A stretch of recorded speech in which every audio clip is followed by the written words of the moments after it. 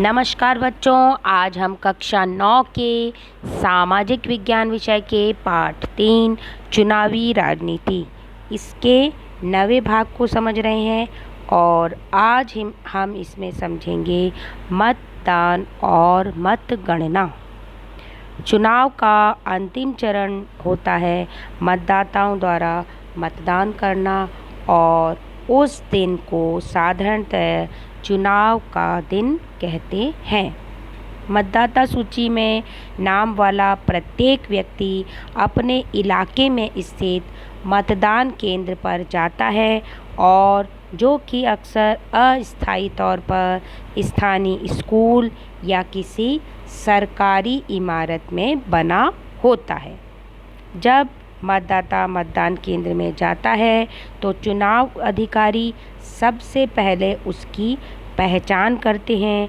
वो जो आईडी लेकर आता है उसकी पहचान उसके जो रिकॉर्ड होता है उनके पास जो रिकॉर्ड होता है उससे करते हैं। और उसके बाद जब पहचान हो जाती है तो उसके बाद उसकी उंगली में एक काले रंग की इंक होती है, स्याही होती है, उसका निशान लगाते हैं और उसे फिर वोट डालने की अनुमति देते हैं।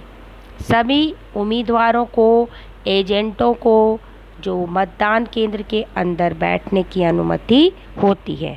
तो इस प्रकार सभी उम्मीदवारों के एजेंट होते हैं, वो मतदान केंद्र के अंदर उपस्थित होते हैं, जिससे कि वे देख सकें कि चुनाव जो प्रक्रिया जो है वह ढंग से हो रही है, उसमें कोई गड़बड़ी तो नहीं हो रही है, तो वह यह देखते हैं। अब इसमें बच्चों टाइपिंग मिस्टेक है। चुनाव की प्रक्रिया ढंग से हो रही है, यह है। ठीक है बच्चों, आगे चलते हैं। पहले मतदाता एक मतपत्र पर छपे उम्मीदवारों के नाम और चुनाव चिन्ह में से अपनी पसंद के उम्मीदवार को चुनाव चिन्ह पर मोहर लगाकर अपनी पसंद जाहिर करते थे।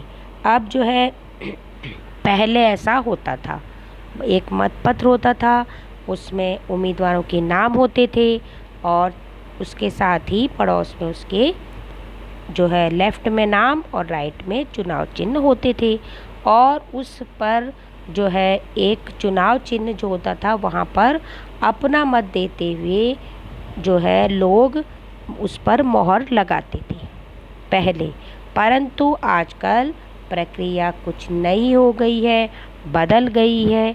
वो क्या है, अब मतदान के लिए इलेक्ट्रॉनिक वोटिंग मशीन का प्रयोग होने लगा है, और इस मशीन के ऊपर ही उम्मीदवारों के नाम और उनके चुनाव चिन्ह बने होते हैं। निर्दलीय जो उम्मीदवार हैं उनको भी चुनाव अधिकारी चुनाव चिन्ह प्रदान करते हैं, और मतदाता जिस उम्मीदवार को वोट देना चाहता है उसके चुनाव चिन्ह के आगे बने बटन को एक बार दबा देता है। इस प्रकार उनका जो मत होता है वह उसमें दर्ज हो जाता है। मतदान के बाद सभी जो वोटिंग मशीन है वो सील बंद करके एक सुरक्षित स्थान पर पहुंचा दी जाती है। फिर यह तय तारीख पर एक चुनाव क्षेत्र की सभी मशीनों को एक साथ खोला जाता है और उसके मतों की गिनती की जाती है। मतगणना, अब जो मतदान तो हो गया, मतगणना की प्रक्रिया क्या है वह जान लेते हैं।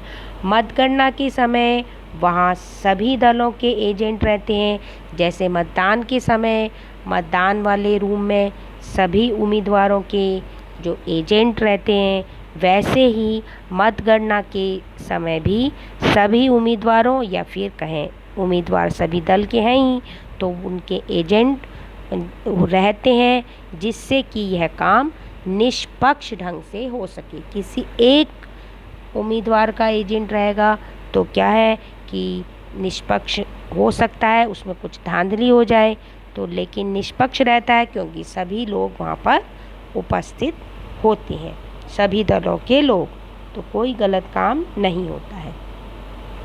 किसी चुनाव क्षेत्र में सबसे अधिक मत प्राप्त करने वाले उम्मीदवार को विजयी घोषित किया जाता है।